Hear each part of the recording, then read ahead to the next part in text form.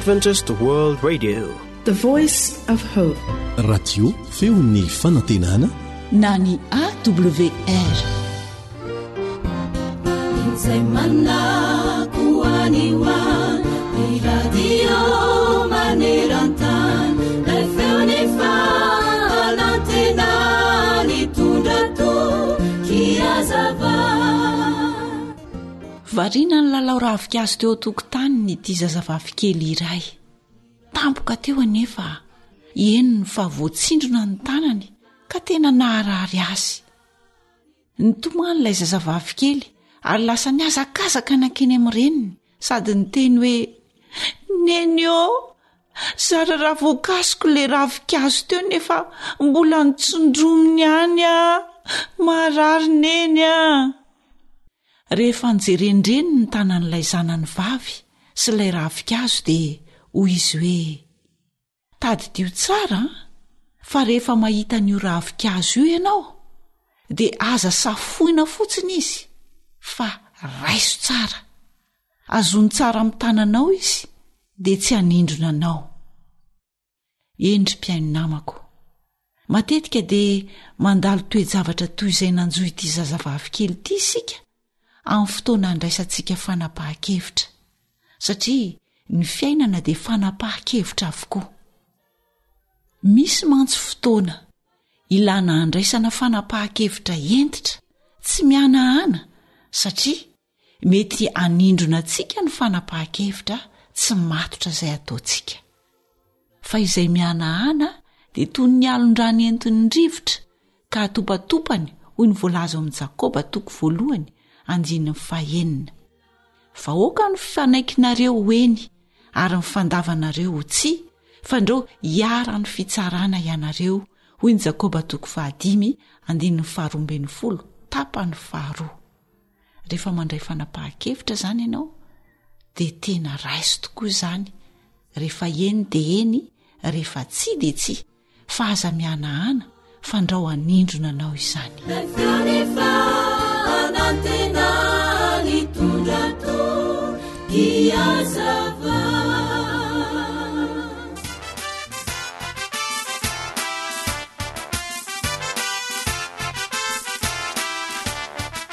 Tarika Roama.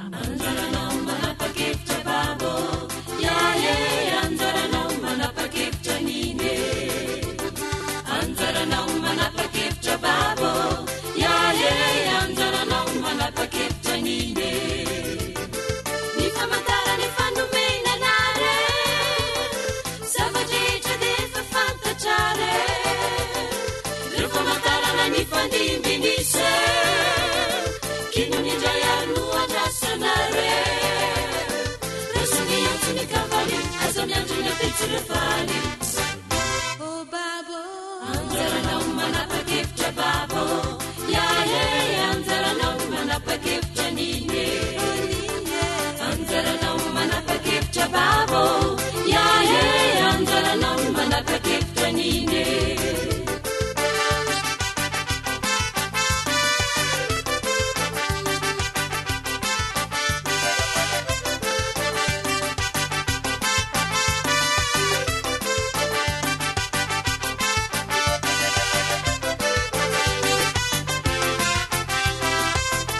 Zay ilay onjany fanantenana. Anjaranao manapakevitra zokio, yaye anjaranao manapakevitra zande, anjaranao manapakevitra zokio, yaye anjaranao manapakevitra zande. Aza manjeny andro lava zokio, naniara sy tanjaka loha tao zokio, reny aneka mandalo melinaya, arjelaka tsy hoela deola hoavy ny fiainana mbajereo ny antsy ny tompo rembaekeo. O zokio anjaranao manapakevitra zokio, yaye anjaranao manapakevitra zandre, anjaranao manapakevitra zokio, yaye anjaranao manapakevitra zandre.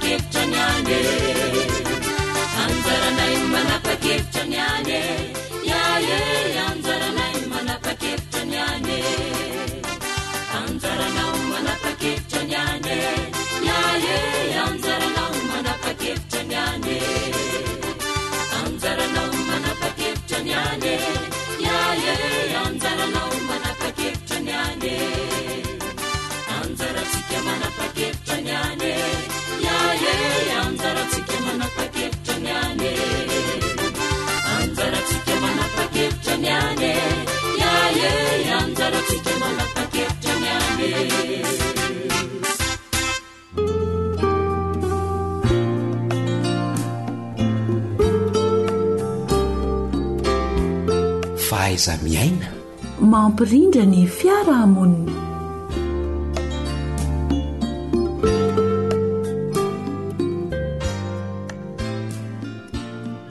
Fifaliana mandrakariva no iaonana aminao indray amin'ity aniotia, ary dia alorana anao ny araba mba ampirarintsoa ary maniry mandrakariva ny fahaliananao anatrika izao fandarana izao. Ny namanao Lantormisa Joely no mitafa aminao, ny namana Samma kosa no eo amin'ny lafiny teknika. Anoho resaka tahotritsika fa ijery kosa hoe avaiza marina moa izany tahotra izany. Ny tahotra dia avy amin'ny zavatra vitsivitsy izay iainana. Misy zavatra zany izay iainanao dia miankina amin'izay fisehoan-javatra eo no iaviany zany tahotra izany. Ao ny atao hoe avy amin'ny fakana tahaka no mety atongavana zany tahotra zany. Ao ihany koa avy amin'ny tsy fahafaham-po. Amin'ilay fakana tahaka dia ohatra hoe misy olona tianao alaina tahaka nefa tsy tratranao ilay izy, dia lasa miteraka ao anatinao ao ilay tahotra satria tojo tsy fahaombazana ianao. Ny tsy fahafaham-po dia rehefa tsy voafe io tsy fahafaham-po ao anaty io dia lasa mivadika tsy fifanarahana amin'ny zava-misy, hany ka lasa mitady fahafaham-po ny vatana, dia lasa mamoaka herisetra ho azy na agresifa ho azy ny tena satria tsy azo ilay fahafaham-po.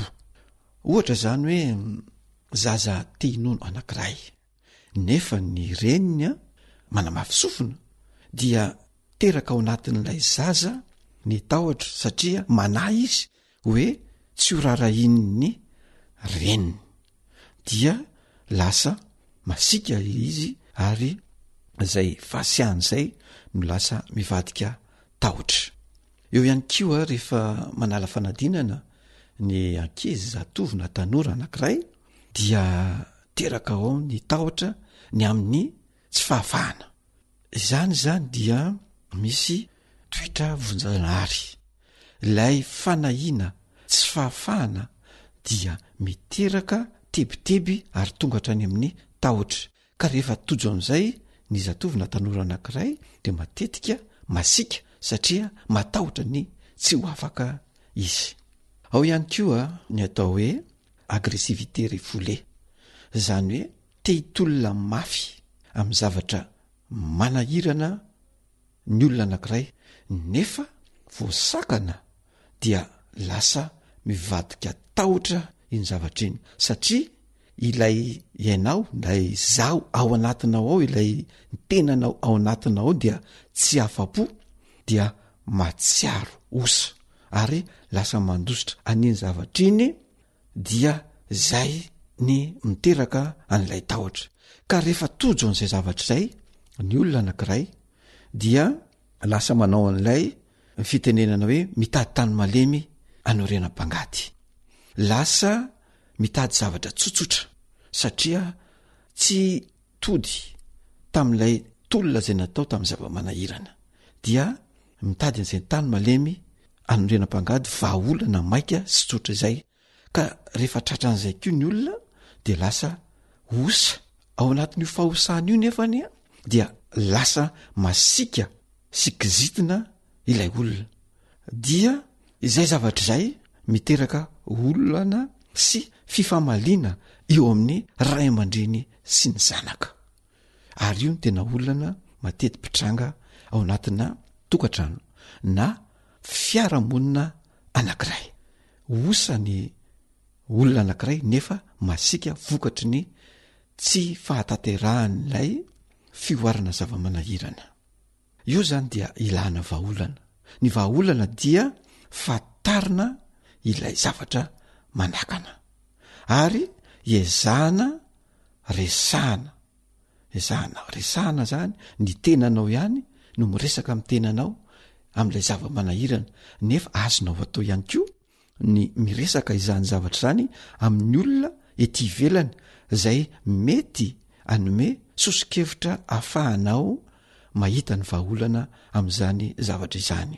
Ary ao anatin'izay dia omena fahafapo ilay izaho ao anatinao ao rehefa miresaka aminy ianao dia rehefa fantatrao ilay manahirana anao dia hitanao ny vahaolana dia azonao avetrany ny fahafapo amin'ilay zaho ao anatinao dia hitanao ilay tolona izay nataonao amin'ny zava-manahirana fa ho voaotranao ny oaranao zany iny olana iny nahita vahaolana ianao amin'izay fotoan'izay dia afaka mandroso azy ny olona anankiray.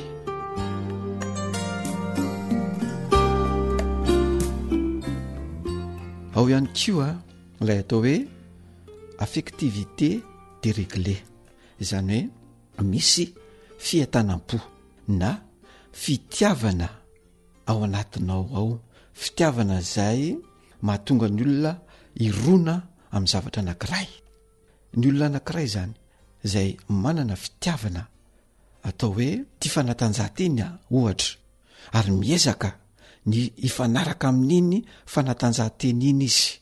Ianao zany hoe tia fanatanjahantena ianao dia miezaka mampifanaraka ny tenanao amin'iny fanatanjahantena iny, na ny saina na ny tena na ny fanahy, nefa iny zavatra tianao iny lasa misy manakana, voasakana zany ilay izy.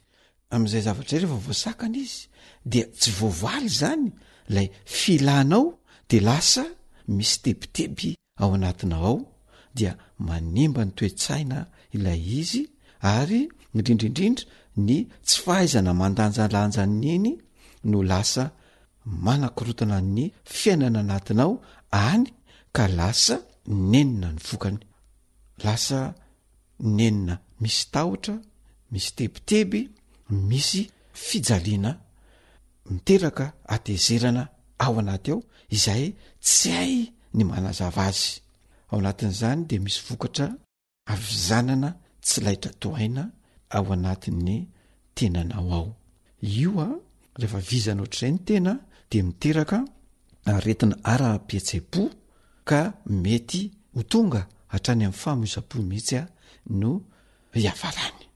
Ka mba tsy ahatongavana amin'izay toa hoe fahamoiza-po sy nenina sy aretina izay ny vahaolana dia fantarina aloha ilay nahatonga ny tahotra hoe inona moa zany nahatonga nyity zavatra ity. Fantarinao le izy, fantari ny tenanao dia resahanao amin'ny ray aman-dreninao ilay zavatra irinao na ny tanjona amin'ilay zavatra irinao. Inona ilay zavatra irinao, ilay ironanao, inona ny tanjonao amin'io zavatra io. Resahanao amin'ny ray aman-dreninao zany mba tsy hahatonganao ho tojo n'ilay aretina ara-pihetsepo sy ny havizanana. Rehefa izany kosa ny ray aman-dreny dia tsy tokony andrara be fahatany fa mba andinika tsara, amakafaka tsara, andalina tsara mba ho tombontsoa sy ho fivelaran'ilay zanakao. Aoka tsy ho fandrarana mandrakariva no ivoaka amin'ny vavan'ny ray aman-dreny. Aoka tsy ho teny milaza fandrarana, milaza fibedesana, milaza fanakanana mandrakariva no avoaka ny ray aman-dreny, fa mba andalina, andinika tsara hoe inona marina no tombontsoa azon'ity zanako ity avy amin'io, mba ho fampandrosoana azy ve sa ahoana. Anjaranao koa manadiady, anjaranao koa mandinika satria io zavatra io rehefa tsy voavaly io fiatanam-po maniry zavatra anankiray, meronany amin'ny zavatra anankiray, indrindra fa ho tombontsoan'ilay zaza na ankizy tanora, dia hiteraka famoizam-pozany zavatra zany, ho teraka ratrapo ka ianao ray aman-dreny ihany no mety anenina ao anatin'izay zavatra izay. Ka anao tanora rehefa sedran'izay satria miteraka tahotra izany zavatra zany dia fantaro aloha natonga n'ilay izy, inona ny natonga n'ilay tahotra ao, le zavatra tsy voavaly ve dia ezao resahana mba ahafahanao mandroso bebe kokoa mba tsy ho tonga ny famoizaposy ny ratrapoa mba ho fampandrosonanao sy ny manodidina anao.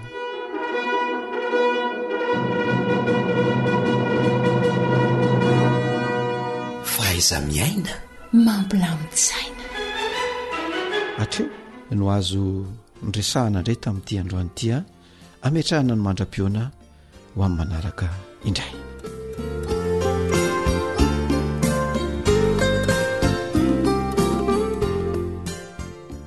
AWR téléphone 033 37 106 13 034 06 797 62. AWR manolotra ho anao feon'ny fonantena.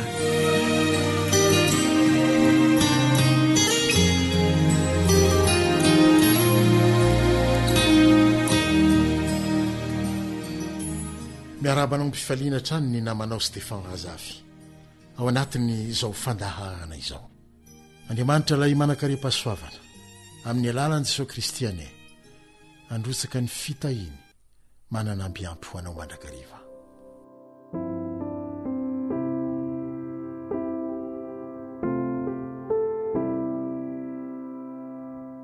Ity ny fandaharana andefasan'i Jesosy antso amin'ny tsirairay avy mba tsy hanaiko ho vesarany ny fanahina sy ny tebiteby ary ny fahalemena amin'izao fiainana izao, ka hitanondrika lava amin'ny fahoriana sy ny fijaliana noho ny mahavoafetra antsika, ka tsy hahafaha manoatra manoloana ny zavatsarotra isan-karazany iainana isan'andro isan'andro.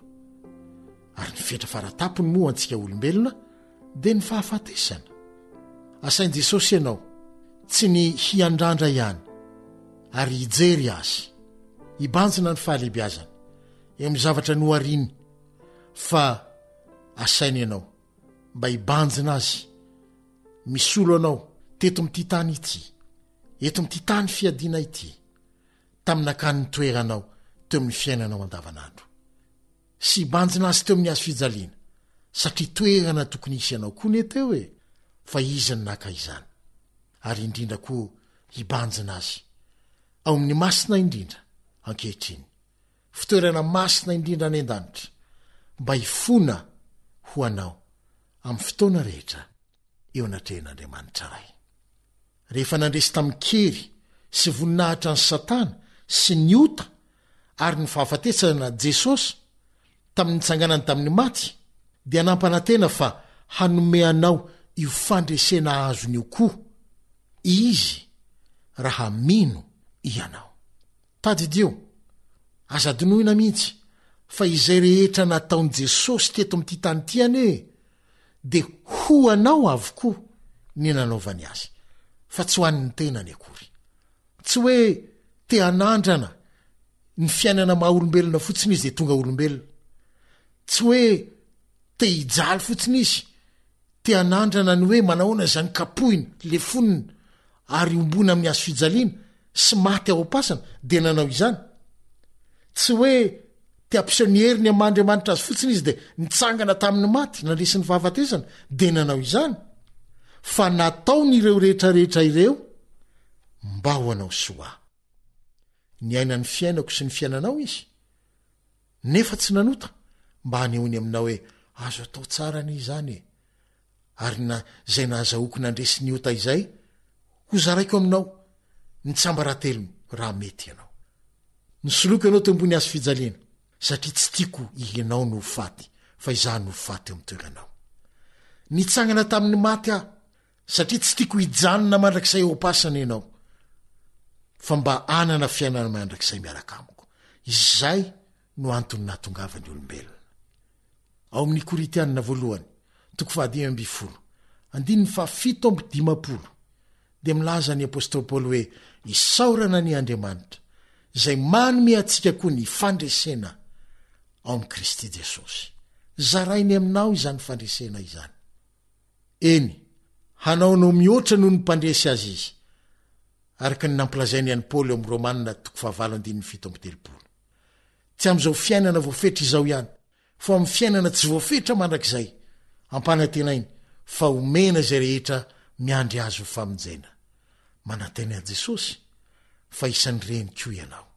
Talohan'ny akarany ho any amin'ny rainy sy ny rainao. Raiko sy ny rainareo izy izy milaza azy amin'ny filazantsarany Jaona. Dia nilaza izy fa ho avy indray mba handray asy ianao ho any aminy. Satria tiany raha any amin'izay misy azy no mba isy ianao koa. Izay raha teo ny fototra faratampony sy manetriketrika amin'ny antony nahatongavany teto amin'ity tany feno ota iainantsika ity, mba hamarana ny asa-pamonjena nataony ho asy ho anao. Amin'izay fotoana izay ny maso rehetra ahita azy avy eny amin'ny rahona, eny fa na dia ireo miaramila Romanina nandefina azy teo ny azo fijaliana azy dia atsangana indray mba ahita azy avy eny amin'ny rahona mikery sy voninahitra, arak'izay voalaza amin'ny Apokalipsy 1:7.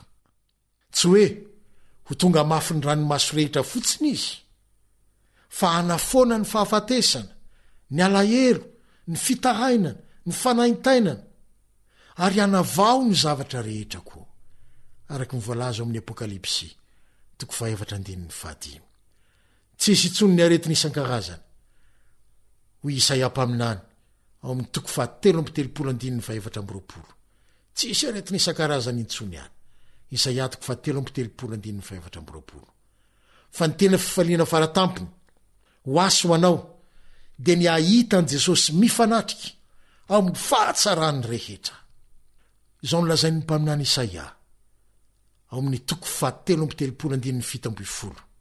Isaia 7:17 raha milaza izany izy manao hoe: ny masonao ahita ny mpanjaka amin'ny hatsaran-tarehiny. Aoko faly ny lanitra ary aoko ravoravo ny tany, aoko faly ny sa sy zay rehetra ao aminy dia ioby amin'izay ny azo rehetra ny anala eo anatrehan'i Jehova fa avy izy, ny avy tsara ny tany izy, hoy ny mpanao salamo ao ny salamo 4:9, 1:20 ka hatramin'ny 7:20. Eny, ny marina mifaly, eny, ravoravo eo anatrehan'Andriamanitra izy ka faly tokoa. Salamo ihany 5:20, 1:7. Salamo 5:20, 1:7. Tsy tiany ho tampoka aminao anefa izany fotoana izany, dia nomeny talohan'ny andehanana ireo famantarana sy zavatra hitranga manambara fa efa antomotra io fiaviana io, toy ny fahoriany ny firenena rehetra amin'ny fahaverezan-kevitra, ny fon'ny olona izay horeraka noho ny fahatahorany sy fieritreretany izay zavatra hitranga, sensisa. Hitanao zany amin'ny Lioka 1:20, 5:20 ka hatramin'ny 7:20. Dia hoy Jesosy mamarana ny teniny hoe: raha vo miandoha izany zavatra izany dia miandrandra ka asandrato ny lohanareo. Mba ilazana aminao fa maika sy dodina Jesosy ny eona aminao amin'ny hoandro io, ary sarobidy ho azy ny hiaraka aminao. Dia izao ny tenin'ny farany nataony ho anao amin'ny Baiboly. Teny farany ao amin'ny Baiboly nataony ho anao manao hoe: indro avy ifainganao. Apokalipsy 2:20. Dia ny andininy alohan'ny farany no ahitanao izany. Ary raha maika toy izany koa ianao, ny aona amin'i Kristy, ahita ny mpanjaka amin'ny fahatsaran-tarehiny, ary manandrandra ny masonao sy ny lohanao mba hiandry ny fiverenany indray. Dia aoka ianao hiteny toy izao ka na hoe amen, avy Jesosy tompo. Izay no valin'ilay hoe indro avy faingana. Jesosy no miteny fa ianao koa mba tia ny teny hoe avy Jesosy tompo. Eo am-piandrasana ary dia hoy Jesosy aminao hoe: miandrandra ka sandrato ny lohanao, fa aza mitanondrika lava, fa efa akaiky ny fanavotana sy famonjenanao ho amin'ny mandrakizay. Iaraka anondrika ny lohantsika isika hivavaka famarana. Tompo malala, amin'ny anaran'i Jesosy ilay mpanjaka ho avy amin'ny fahatsaran-tarehiny, amin'ny voninahitra sy amin'ny hery, amin'ny anarany no isaoranay ianao no ny nandefasanao azy mba hisolo anay teto amin'ity tany ity. Nitsanganao anay ary misolo vavanay eo anatrehinao mba hanananay fanantenana amin'ny ho avy mandrakizay. Misaotra raha eo amin'ny anarany. Amen.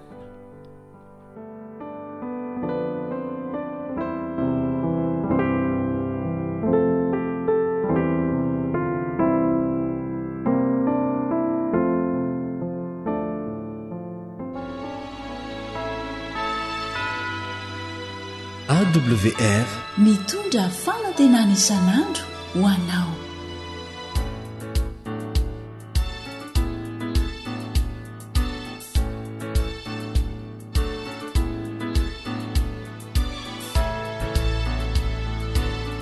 Antokobira iraky ny avo Anosy Be Ouest.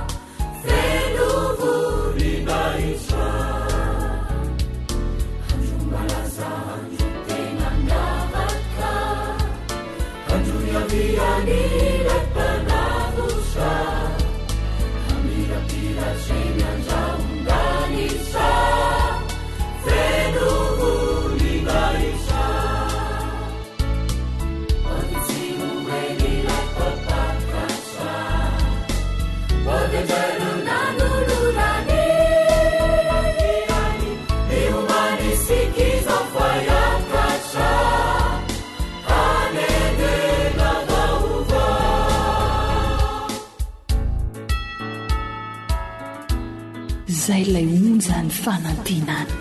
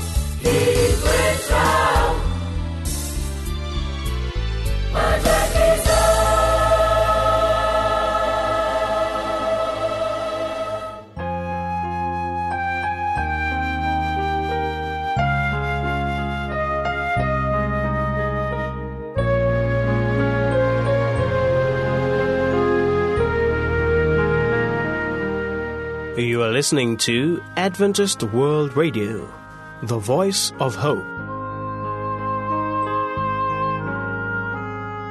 Aza mbola miala, mbola itoy ny fiarahanao amin'ny AWR.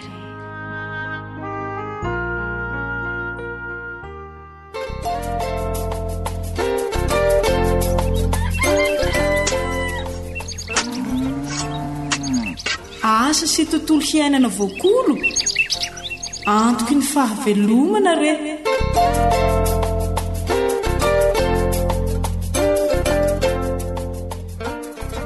Na tsy mifangahita tava sika dia endrika mirana sy fofalifalo no hitsenana ianao amin'ny alalan'izao fandaharan'izao.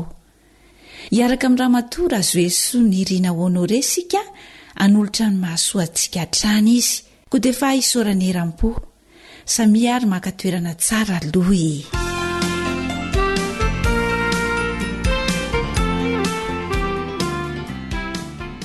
Tonga amin'ny fotoanany fanomezana amin'ny mpiaino indray izany sika madamy Nirina faly tafaraka aminao dia miarabanao tompoko. Miaraba antsika rehetra, miarabanao koa Fantso. Eny ary inona indray izany ny torohevitra izay nomaninao mba entina ho an'ny mpiaino antsika mikasika ny fambolena? Ny bibikely ramerina indray izany no tiako entina amintsika amin'ity anio ity. Ny ramerina na komavo na atsotsika amin'ny teny vahiny hoe puceron koa izy io izany. Io ramerina io izany dia bibikely maintimainty tazana eny amin'ny lafiratsy ny ravina sy ny tahony voanjo. Manimba ny volo. Ny voanjo izany no tena tian'izy ity koa. Kanefa ny tsy dia ny voanjo rery fa matetika rehefa fambolena izany dia matetika tsy maintsy ahitana an'ity ramerina ity. Satria io ramerina io no mitondra karazana aretina maro ho an'ny voly rehefa tena betsaka loatra izany izy eo amin'ny voly anankiray. Dia lasa mivadika ao aretina izany le ramerina rehefa avy eo. Ka tsara dia tsara izany ny afantarantsika an'io bikabikan'io bibikely maintimainty tazana eny amin'ny lafiratsy ny ravina sy ny tahony voly. Tsy misy mitovy aminy izany fa raha vao hoe maintimainty izy dia efa kimavo izay na ramerina izany io biby io. Matetika izy io rendraiky izy ohatrany somary maitsomaitso kely izay ny fetomboany. Dia avy eo izy lasa mainty amin'izay, lasa ilay maintimainty kely. Dia vanim-potoana inona ny tena anafian'ilay kimavo ny fambolena?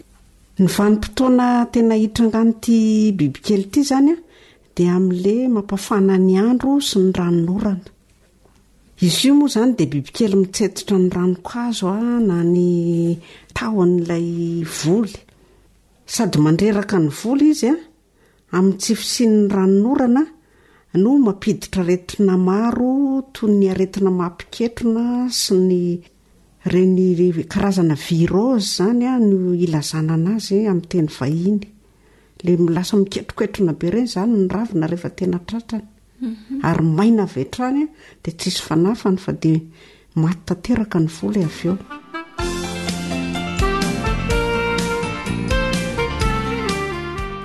Inona izany ny vahaolana? Fomba fiady aminy izany dia misy karazany anankiroa omeko ny mpiaino. Fomba fiady voalohany dia maka ranom-boandelaka vazaha isika na nima izany. Ahoana no afantarana izay ranom-boandelaka vazaha izay? Atia mpivoatany izany tsy dia misy an'izy io fa any amin'ny faritra atsimo no tena betsaka n'ity atao hoe nima ity. Atsika any amin'ny faritra atsimo izany dia afaka mampiasa tsara n'ity hoe nima ity mitovy amin'ilay voandelaka izay misy aty amin'ny ampivoatany izy.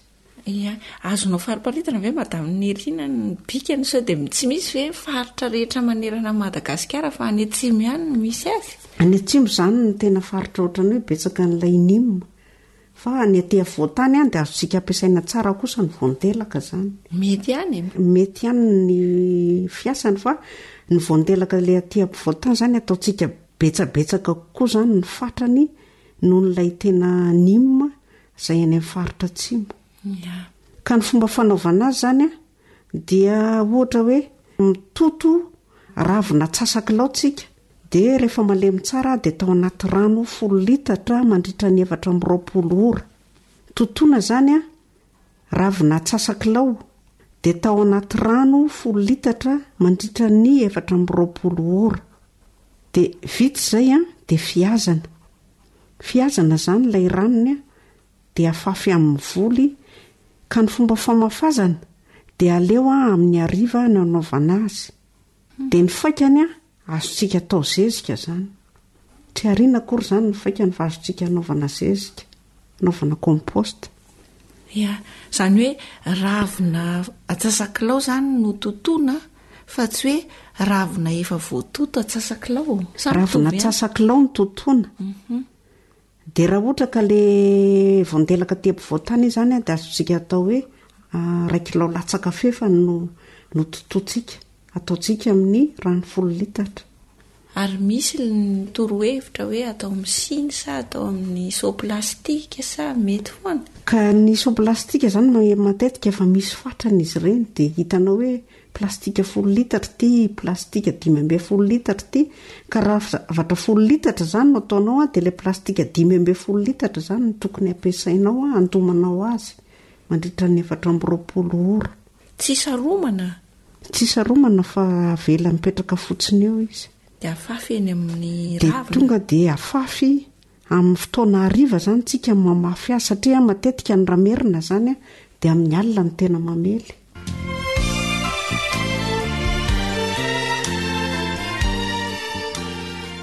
Dia fiadiana faharoa dia ny fampiasantsika sakaipilo sy milaly. Efa volazako taloha ihany izy ity fa tsara zany mamerimberina mba tonga le zo tadiditsika tsara. Fampiasantsika sakaipilo sy milaly. Sakaipilo kely roa sotro lehibe voatoto. Dia ny milaly ihany koa roa sotro lehibe efa vovoka tsara dia ataotsika amin'ny rano 10 litatra ihany koa. Dia ampifangaroana ireo dia avela ilona indray alina dia tatavanina dia afafy indray amin'ny fotoana miakatrandro indray tsika no mamafy azy amin'ilay miakatrandro amin'ny sivika hatramin'ny 12 ora atoandro iny. Misy antony manokana ve tompoko anaovana an'izay hoe amin'ny fotoana miakatrandro izay no mafazana azy? Amin'ny fotoana io zany no tsara iraketan'ilay fanafody eo amin'ny ilay volo zany. Satria ny hariva izy ny tena mamely zany ilay biby. Dia raha amin'iny zany efa mipetaka eo ilay fanafody dia moramora ho an'ilay biby zany tsy mipetaka eo tsony rehefa hariva ny andro. Ie, raha io 10 litatra io zao no tatavanina zany ilay fanafody dia velaran-tany manahoana ny sahazan'izay fanafody 10 litatra izay. Ny fanafody 10 litatra aloha dia ho an'ny tany ray ara matetika ny tena fampiasa azy. Kanefa arakaraka ny fahavoazan'ilay volontsika ihany koa io. Raha ohatra ka tena hita hoe efa be loatra zany ilay ramerina eo amin'ilay voly dia mety ny ray ara raha tsy ampy amin'ny 10 litatra. Satria atao bebe ny fanafody. Atao bebe ny fanafody. Dia averina isan-kerinandro zany izay fomba famafazana fanafody izay mandra-pialany tanteraka. Indray mandeha isan-kerinandro? Indray mandeha isan-kerinandro. Raha manao an'ilay hoe ranom-boandelaka vazaha zao tsika dia alona mandritry ny 420 ora dia efa azo ampiasaina. Raha misy zao ny olona mety manana heritreritra dia anao betsabetsaka dia tehiriziko mety ve izay? Mbola tsy dia nanao an'izay loatra aloha fa mbola anao fanandramana hoe mety sa tsy mety. Fa ilay afafeno eo zany ny tena mandaitra avy hatrany izy. Dia ohatr'izay koa ilay milaly sakaipilo? Ohatran'izay koa milaly sakaipilo. Milaly sakaipilo efa nanao fanandramana ihany ilay mitahiry fa tsy azo atao mihoatra ny herinandro. Ohatran'ny somary lefilefy izy zany noho n'ilay tonga dia atao eno eo.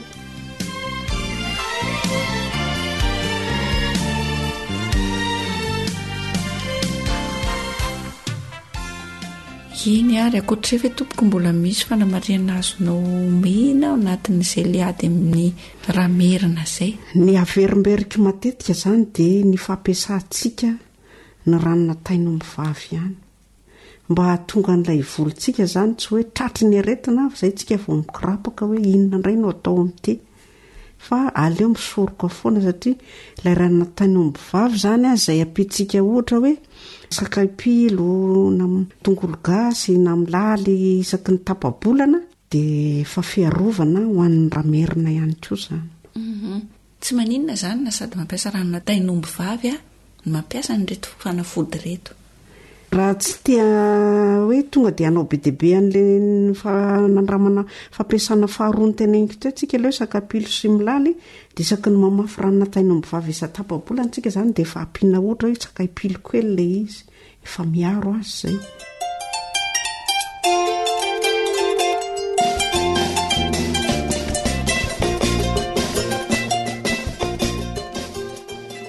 Atao avy hatrany tantara nosoratany fanjaniaina ho velomin'ny fanja danta nary.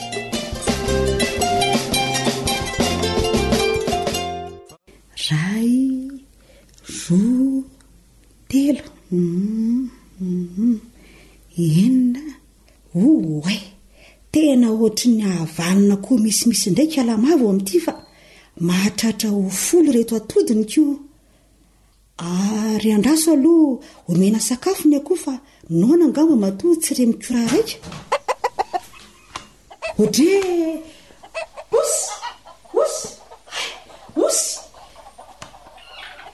fa manino reto akoho ny tavavoaka tato an-tranony osy jereo fa ringitra indray le anana tetsy anjary daina ody rehetra ry zafya ody manahoany mamasoa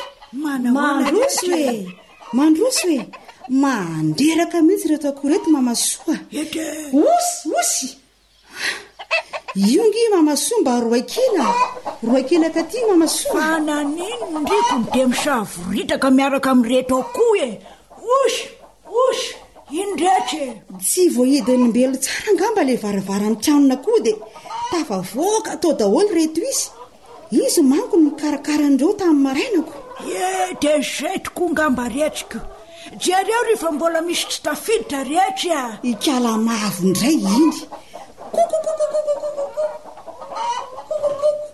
ty oady akoho lava tongotra mihitsy ndo miditra sady efanatody zao ao miditra ary tena ambinina koa mihitsy nareo rehetrika vovinydreto izy mbola vatopatotra koa kely zao jereo rehetra izy efa manatody rikala mavo romara izy aloha zay nefa jereo fa tapotra ringitra teo le salady sy le anana teo anjaridaina nanaovany azy gizay nge mahatsara n'le nama efenazy rehetra ny koropaka andreo ambelo tamin'ny maraina de adinina nidy an'io varavarana io maika monjy fotoanany tamin'ny ray nydafony izy nefa ngery mamasoa anana saika andeha amidy raha pitso reo ndry marina hoe rehetra mba tsy izy rehetra kosa zafo ny simba fa mbola misy azo alaina tsara reto fa le konde efa mba nipetrapetraka tsara ery nefa de fa ny anana nareo arane rehetra mba tsy tafi amin'ny bibikely sy ny aretina mihitsy ka tsy maintsy mampiasa fanafody fiarovana sy fediny amin'ny aretina ary mamasoa manjary mahatiatiko sika raha ho tafihan'ny bibikely sy ny aretina foandreo io anefa ny mba fivelomana sambatra nareo ny fambolenay aho tafiany kimavona ny ramerina tena mahakivy mihitsy ane le mambolo rehefa tratran'izay ko maninona raha sina fanafody mamasoa ohatrinona mividy mpanafody zao mila tsy aleony sarantsono no vidinky no fanafody tsotra tsy mandany vola mampiasaina mamasoa nefa mandaitra tsara milaza zavatra koa tindriko ry zafy aiza ny ahitana an'izany fa tena mahaliana mihitsy ohatray ndory aloha mandroso an-trano dia amitoizana ny lesaka sady mibelona ny tena vanana amin'ny fomba fanamboarana azy so misy tsy tsaroko za koa ny mbola mianatra tsara ay amboarina mihitsy le fanafody nefa mbelo aza lazaindriko fa tsy mbola aoko nefa fa maika ho aizy mamasoa kapenge rehetra le zavatra atao raha ny zanaka ho laza ao ny taty de tsy maiky tsisy an'izany eo samy zanaka tiako daholo nareo mivady andrasako mihitsy mbelo fa tena mahaliana azy ny fanafody zany rehetra fantatry re zany fa mba vazivazy ny ay iny ala zafy ty de mampime mihitsy mandroso aloha de mipetrapetra misaotra rehetra manitra n'izany sakafo karakaraindriko zany ry zafy marina moa mahatiantoko mihitsy mamasoa raha tsy misakafo aty aminay androany voanjobory sy trondro no nandrahoako ao tena ao amin'le hakafizako azy mihitsy zanyky no saika vo mafy zany ange ho ay asitsika ron-dravomanga kely tena tena tsara rehetra misaotra rehetra fa ondrokoa rehetra ahoana zay ry mamasoa fanafody mahana hoana moa zany tsotratry mandany volo zany nefa afaka miady amin'nytiky mavo na ramerina mpanimba ny volo ty sarotra feno manao an'izany fampiasana ravim-boandelaka vazaha fotsiny dia mivany olany mba tadidiko tsara ny fomba fampiasana sy fanamboarana an'ity le ravim-boandelaka vazaha ty dia atoroko amin'ny mamasoa fa le fanafody faharoa aleo iandra ambelo so misy tsaroako ka miteniteny foana eo ako eny rehetra fa lazao fa tena liana mihitsy ny zavatra ilaina aloha dia ravim-boandelaka vazaha atsasakilao rano 10 litatra sy eo plastika no asianany rano ireo ny zavatra ilaina mamasoa ety ay zavatra tena mora hita daholo ange zany rehetra zay manamora ny fiainantsika tatsaha mihitsy reno atao dia zao ny fomba fanamboarana fanafody totoina io ravim-boandelaka atsasakilao io dia arotsaka ao anaty rano 10 litatra dia alona mandritry ny 420 ora ray andro moa zany zay indrindra rehefa tapitra zay dia tatavanina tsara le rano fiazana tsara dia iny ranon'iny no avy hatrany dia afafy eny amin'ny volo tratrany kimavo na ramerina ho isika tonga dia afafy eo ny eo zany raha vao vita ny fanafody dia tsy ilaina tsony ve zany rehetra le faikany azo atao zezika tsara iny ka fa zao rehefa mamafy ny fanafody isika dia amin'ny andro hariva no anaovana azy inona ny andron'izay ry zafy satria ny alina zany no tena manafika ny rameriny dia alohan'izay no apetraka ny fanafody tsy maintsy le ravim-boandelaka vazavy vao mety amin'ity fanafody ity sa mety koa le ravim-boandelaka tsotro reny marina tokoa zany eny afovoantany mantsy no ahitana ny voandelaka tsotra eno azo atao tsara koa aniny ny mampiasa an'io saingy ampitomboana ho 1 kilao latsaka fefa ny ravim-boandelaka tsotra fa tsy atsasakilao toy ny teo alory ay kosa fa ny fatany rano zany tsy miova 10 litatra ihany tsisy miova ny fikarakarana rehetra ka dia impiry rehetra ny anaovana ny fanafody averina ndre mandesaka herinandro ny fanafody mandra-piala ny bibikely tanteraka ay dia manahoana indray ny fatany sa io fanafody 10 litatra io zao mety atao amin'ny tany iray ara velona mifanantenako ry zafy misaotra fa vaovany olana rehetra tsy izy fisaorana rery ny mamasoa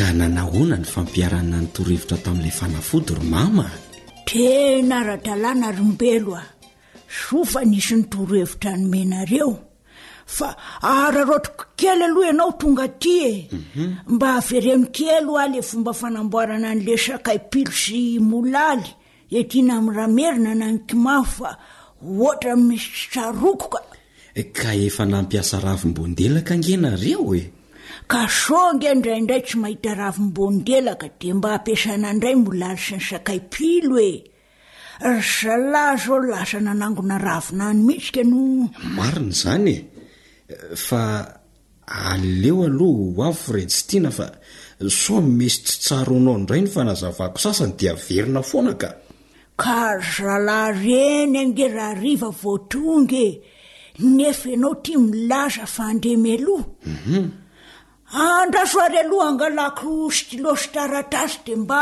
soraty kely ao zay mihitsy no metika sady manazava amin'izay no manoratra aveo eny ary ety dia zao mila sakaipilo kely voatoto indrony sotro finanantsika dia mila molaly atao vovoka tsara indrony sotro finanana ihany koa reny molaly eny an-dakozia reny zany io indrony sotro finanana fa tsy le sotro be fandoaran-dokanao iny dia rano a 10 litatra.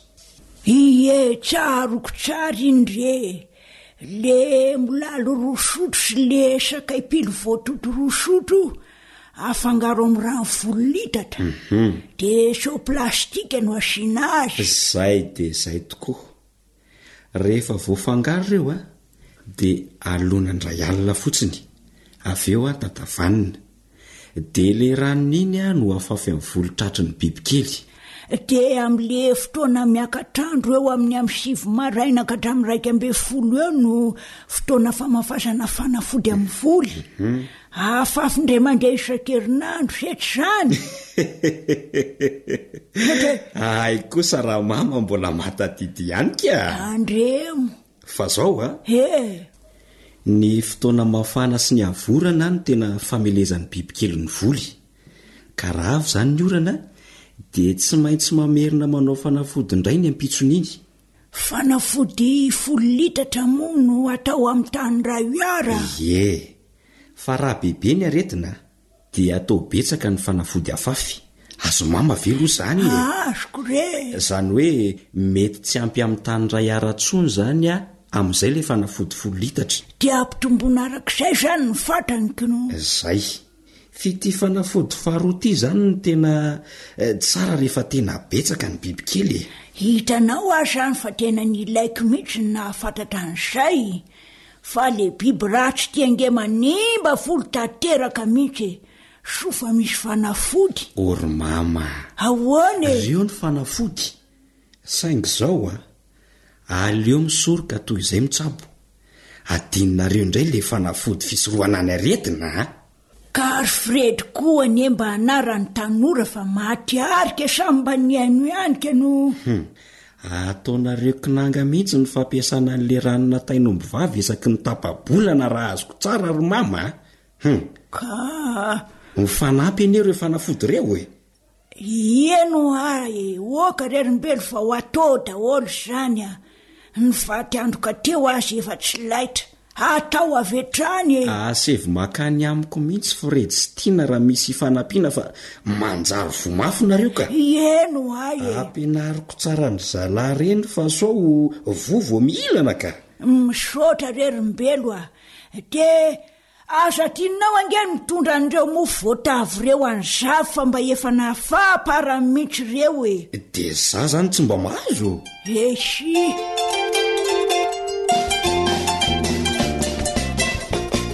AWR boîte postale 700 Antananarivo 100. Dia atreto indray izany aloha ny androany fa andahoanao vetivety izahay fanjaniaina raha olo arsoa no nanatotosany fandaharana asa sy tontolo iainana tompona andraikitra Eliandre Mitantsoa.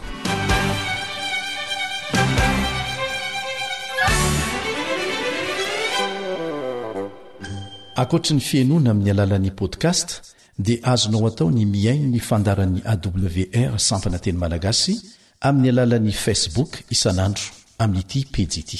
AWR feon'ny fanantenana.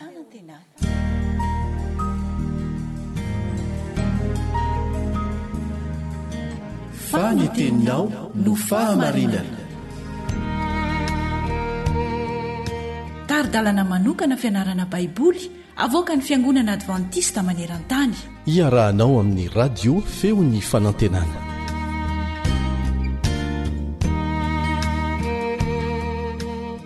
Finaritra ry mpiara-mianatra namana ny faniriana fatratra an'Andriamanitra ny ziona no olo hevitra dinitsika ao anatin'ny andro vitsivitsy.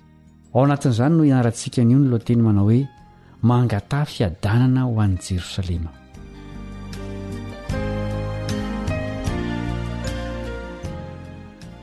Inona ny fihetsi-pon'ireo mpivavaka rehefa tonga an'i Jerosalema izy ireo araka ny tantaran'i Davida azy ary inona no antenain'izy ireo hitany? Andeovaka itsika ny Salamo 2:20 andiny ny 1-5. Salamo 2:20 andiny ny 1-5. Faly ara hoy izy ireo tamiko, andesika ao any an-tranon'i Jehova. Ny tongotra efa mijoro eo anatin'ny vavahadinao ry Jerosalema ô. Dia ianao ry Jerosalema izay efa vita tahaka ny tanana efa voalamina tsara, any no ekaran'ny firenena dia ireo firenen'i Jehova, lalàna amin'ny Israely izany, mba hisaotra ny anaran'i Jehova. Fa any no misy seza fitsarana mipetraka, dia ny seza fiandrianany mpianakavin'ny davida maneho ny firavoravon'ny mpivahiny sy ny fifalian'izy ireo amin'ny fahatongavany any jerosalema ity salamy ity. Fotoam-pifaliana ny fivahina tany Jerosalema rehefa nakany intelo isan-taona mivoaka an'Andriamanitra mba hatsiaro ny fahatsarana nasehony tamin'izy ireo tamin'ny lasa sy ny ankehitriny. I Jerosalema no ivon'ny fiainan'ny firenena satria taony nisy ny lalàna amin'ny Israely sy ny seza fitsarana mipetraka andininy 5. Ny lalàna amin'ny Israely dia manondro ny fitoerana masina izay nantsoina tamin'izany fotoan'izany koa hoe taberna kely ny vavolombelona ary tao no nisy ny fiaran'ny vavolombelona izay nitoeran'ny vato fisaky ny 10 no mena tao Sinay. Maneho ny rafi-pitsarana tany Jerosalema ny seza fiandrianan'ny fitsarana. Ny fivahiniana tany Jerosalema arak'izany no fotoana nitadiavan'ny olona ny rariny sy nahazahoany izany. Inona no tena atimbavaky ny vahoaka an'Andriamanitra ao amin'ity salamy 2:20 ity? Andeovaka itsika ny 9-7. Salamy 2:20 Mangatà fiadanana ho an'i Jerosalema. Ambinana ne izay tianao. Fiadanana ne ho ao anatin'ny mandanao, fanambinana ne ho ao andapanao. Noho ny rahalako sy ny namako no anaovako hoe fiadanana ne ho ao anatinao. Noho ny trano Jehovahandriamantsika dia hitady izay ahatsaranao aho. Ny fangatahana fiadanana ho an'i Jerosalema dia fangatahana ny fitahian'Andriamanitra ho amin'ny tanàna sy ny mponina ao aminy, ary izany dia mampiray ireo mpivavaka ka mahatonga ny fiadanany parika eo amin'izy ireo. Tsy ho tanàna ny fiadanany Jerosalema raha tsy miavana amin'Andriamanitra ny olony ary miavana koa ireo samy zanak'Andriamanitra. Arak'izany ny fangatahana fiadanana ho an'i Jerosalema dia mampita antso ho amin'ny vahoaka an'Andriamanitra mba hiavana aminy sy amin'izy samy izy. Rehefa miadana Jerosalema dia hiadana ny olona. Ampianaran'ny salamontsika fa ny fangatahana ny fiadanan'ny fiarahamoniny mpino ny tokony ho ivon'ny antombavaky ny zanak'Andriamanitra, satria ny vahoaka an'Andriamanitra miray hina sy matanjaka ihany no afaka hitory ny vaovao mahafaly ny fiadanan'Andriamanitra sy ny famonjena amin'izao tontolo izao. Tombontsoa andraikitra ho an'ny mpino ny fangatahana ny fiadanan'i Jerosalema tany aloha, satria maneho mialoha ny fanantenana ny fiavian'ny fanjakam-piadanan'Andriamanitra amin'ny andro farany izany, izay akasika an'izao tontolo rehetra izao fa tsy ny tanànan'i Jerosalema ihany. Manahoana ny firindran'ny fihavanana eo amin'ny samy vahoaka an'Andriamanitra ao amin'ny tempoly ny ankehitriny? Azoko antoka fa hamaly ianao hoe mampalahelo. Noho izany, ny zavatra tokony ho katsahana dia ny fampihavanana sy ny fampiraisana ny samy vahoaka an'Andriamanitra. Raha samy miavana amin'Andriamanitra ny tsirairay, dia hiavana amin'ny samy izy koa ny rehetra. Aoka isika samy isaintsainany amin'izany, sady izay koa no isarantsika androany. Mametraka ny mandrapitafa ny mpiara-mianatra aminao Kalibo Andretsikivy.